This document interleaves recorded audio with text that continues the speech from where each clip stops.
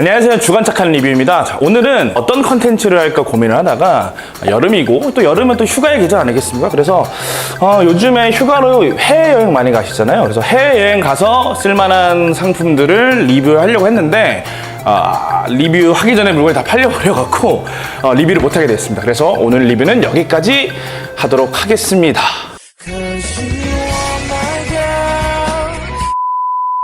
라고 하면 좋겠지만 그렇게 할 수는 없으니까 여행에 대한 컨텐츠를 생각하다 보니까 딱 떠오른 게 하나 있더라고요. 보통 여행 가방 하면 생각나는 브랜드가 있지 않습니까? 네, 루이비통이죠. 그래서 루이비통과 여행 가방 이라는 주제로 한번 오늘 이야기를 해볼까 합니다.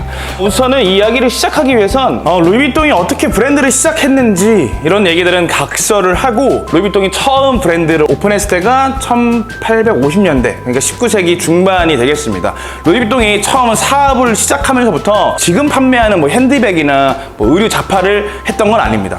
모두 다 아시다시피 처음에는 여행용 트렁크를 주 사업 아이템으로 진행했습니다. 그럼 루이비통은 왜 그 당시에 사업 아이템으로 여행용 트렁크를 선택했을까요? 물론 루이비통이 어릴 때부터 배운 기술이 그거라서 자연스럽게 트렁크 사업을 한 거라고 볼 수도 있겠지만, 이렇게 하면 영상이 너무 짧아지니까 조금 더 내용을 덧붙여서 이야기해볼까 합니다. 우선 그 당시 시대상을 봐야 될 것 같은데요. 그 당시에 그 과거에 여행이란 것은 아무나 갈 수 있는 게 아니었습니다. 최상위 귀족들만 누리는 특권 같은 행위였는데요. 그런 귀족들만 가는 행위에 필요한 여행용 트렁크이다 보니까 당연히 이 여행용 트렁크는 굉장히 값비싼 사치품이었을 거라 생각이 됩니다. 여행이 귀족들만 가는 거란 내용에 대해서 조금 더 뒷붙이자면은 17, 18세기에 영국에서 시작돼서 전 유럽을 펼쳐난 여행 또 유학 문화가 있습니다. 이름하여 그랜드 투어라는 개념인데요. 그 당시에는 자신의 어떤 교양이나 품격을 보여주기 위해서는 그리스 고전을 읽고 르네상스 시대부터 이어졌던 어떤 예술을 이해하고 거기다가 프랑스 말을 해야지 좀 어깨가 좀 올라갔다고 합니다. 참 예나 지금이나 아는 척하고 있는 척하는 거는 다 똑같은 것 같습니다. 자, 아무튼 이런 점으로 볼 때 과거 유럽에서의 여행은 귀족들만 누릴 수 있었던 특권과도 같은 거였다는 거죠. 자, 그러면 조금 루이비통 이야기로 들어가 보도록 하겠습니다. 자, 루이비통이 처음 사업을 시작한 게 앞서도 말했지만 19세기 중반이라고 얘기했습니다. 이때는 또 어떤 시대 흐름이 있었냐면은 1차 산업혁명이 절정으로 이루어졌을 때입니다. 그러다 보니까 그 당시에 발명되고 실용화된 게 증기기관차와 증기선입니다.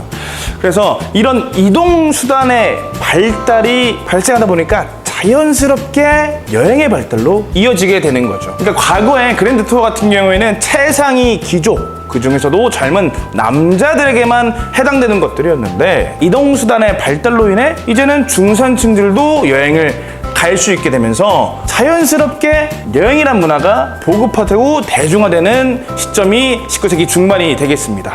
또 여기 이런 여행 보급화가 되는 과정을 또 뒷받침할 수 있는 게, 이때 처음으로 단체 관광이라는 개념이 생깁니다. 토마스 쿡이라는 사람이 처음으로 이 당시에 사람들을 모아서 단체 관광도 가고 나중에 가이드북도 만들고 여행사, 항공사까지 만들어서 사업을 했다고 합니다. 그리고 이 토마스 쿡은 계속 지금까지 사업을 해오다가 아쉽게도 2019년도에 파산을 했다고 합니다. 자, 아무튼 루이비통이 처음 장사를 할 때는 이미 여행이 보급화되는 시점이었기 때문에 이런 여행용 트렁크 가방을 판매하는 것은 굉장히 좋은 사업 아이템이 아니었을까라고 생각이 합니다. 그런데 또 이렇게 생각하실 수도 있을 것 같아요. 아니, 그 귀족들을 상대로 이 여행 트렁크 몇 개 파는 게 무슨 사업성이 있어? 라고 말씀하실 수도 있습니다. 네, 저 같은 경우에도 여행을 갈 때 짐을 최대한 최소화로 합니다. 일단은 거기 가서 살림 차릴 것도 아니기 때문에 최소한의 짐으로만 들고 가죠. 왜냐면 저 들고 다니는 것도 캐리어 여러 개 들고 가는 건 불편하니까. 근데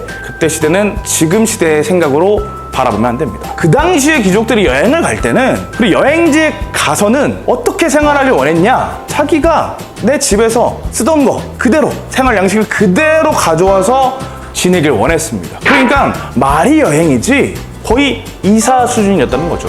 그리고 그런 많은 짐들을 자기가 들면은 그렇게도 안 했겠지만, 그 당시 귀족들에게는 수많은 하인들이 있었기 때문에 짐 꾸리는데 불편한 게 있겠습니까? 마음껏 자기 짐을 꾸렸다는 거죠. 그리고 제가 자료를 찾진 못했지만 들은 바로는 당시 그 루이비통 사업자 등록증에 트렁크 제작이라는 업체 말고도 화물, 용달, 이사와 같은 업체도 들어가 있었다고 합니다. 그러니까 요즘식으로 얘기하면은 포장이사 플러스 개별 맞춤 박스 제작을 한 거죠. 지금도 포장이사 어마어마하게 비싼데 그 당시에 지금보다 더 많은 인력이 들어갈 거고, 그리고 이 박스 만드는 게, 이 트렁크 만드는 게 간단하게 만드는 게 아니라 다 수적으로 만드는 트렁크였고, 거기다 다 개별 원하는 대로 맞춤 주문 제작이 들어가는 사업. 그 당시 아주 오래전에 시작된 사업이긴 하지만 지금 관점으로 봐도 굉장히 좋은 사업성인 것 같습니다.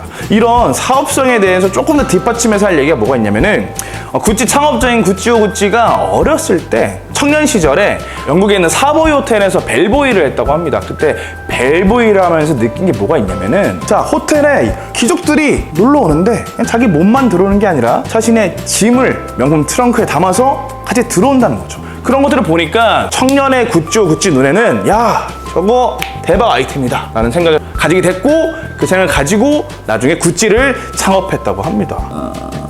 자, 이렇게 루이비통은 자기가 가지고 있는 기술력과 시대 흐름의 유행을 잘 읽어서 사업을 번창해 간 케이스라 보면 되겠습니다. 지금도 루이비통에서는 그 과거에 만들었던 여행용 트렁크들을 만듭니다. 그리고 판매하고 있고. 근데 그 가격들이 기본 수천에서 수억까지 가기 때문에 저 같은 업자도 사실 그걸 실물로 보기가 굉장히 어려워요. 하지만 그런 트렁크들이 원래 용도대로만 나오는 것이 아니라 그 트렁크라는 모티브만 따와서 다양하게 상품들이 나오는데, 지금 제 앞에 있는 상품들이 그런 상품입니다. 그래서 이 상품에 대해서 가볍게 한번 리뷰를 해보도록 하겠습니다. 자, 오늘 상품을 한번 보도록 하겠습니다. 자, 오른쪽 이 상품 같은 경우에는 과거의 모습을 그대로 따와서 좀 축소시킨 형태의 약간 보석함이라고 보면 되겠습니다.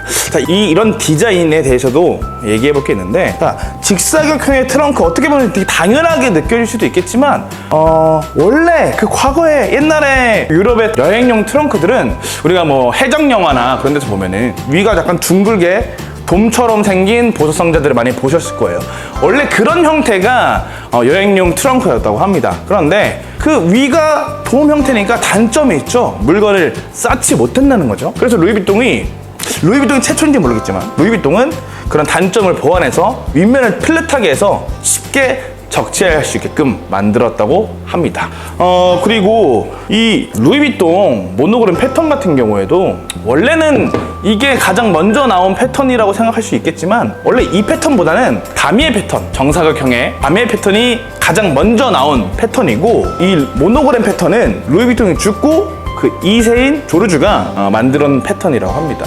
그리고 또 루이비통이 가방에 이런 자신만의 패턴을 넣었던 게 어떤 이유였냐면은, 그 루이비통이라는 브랜드가 점차 인기가 많아지니까 그 당시에도 따라 만드는 짝퉁이 많았다고 합니다. 그래서 우리만의 표식을 새겨넣기 위해 그런 패턴을 만들어서 상표권을 등록을 했다고 합니다. 그때나 지금이야 인기 좋은 거 짝퉁 만드는 거는 다 똑같습니다. 인간 사는 거. 네.